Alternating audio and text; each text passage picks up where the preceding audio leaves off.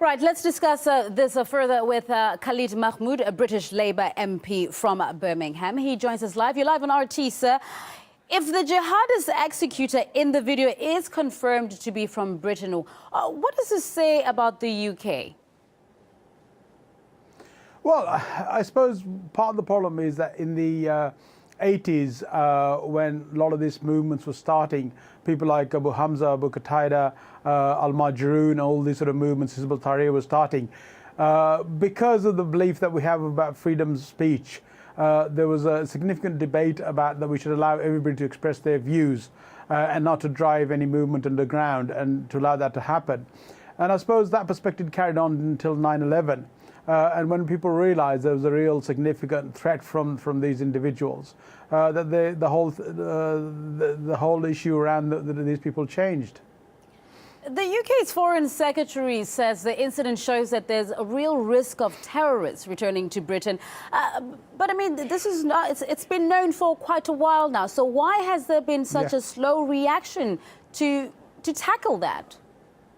Well, I'm flabbergasted by the Foreign Secretary's statement because his predecessor was warned some time ago.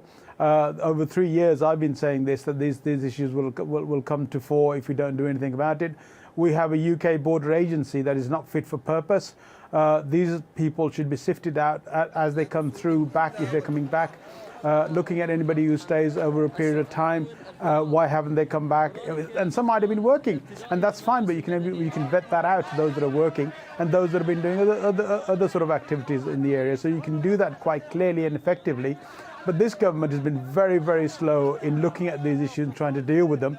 They're much more preoccupied by going to Europe, particularly the Foreign Secretary, and asking for lifting of the arms embargo against Syria so they can supply arms and weapons, which America has been doing, and other Muslim countries have been doing, Qatar particularly, and Saudi Arabia. And we supplied some stuff in terms of communication to these people. And all of these people have got a hold of this, predominantly Al-Qaeda types and ISIS type, who've now turned into a formidable force. Having said what you've just said, taking that, how much of the current situation is a byproduct of the West supporting the opposition then in Syria? Well, I think significant. And if your foreign secretary is saying that, you know, we need to do this and take a light touch attitude towards people that are going out there and not take into consideration what the implication of that would be, then these things would happen. And there were a number of people who were going out there, and I've been warning from the very start about this. And really nobody's prepared to take action because of the agenda that there was there to try and get rid of Assad, you know, whatever he was. I think we've either got to change our policy about the way we deal with these issues, or we're going to continue to be in this position for a long time to come.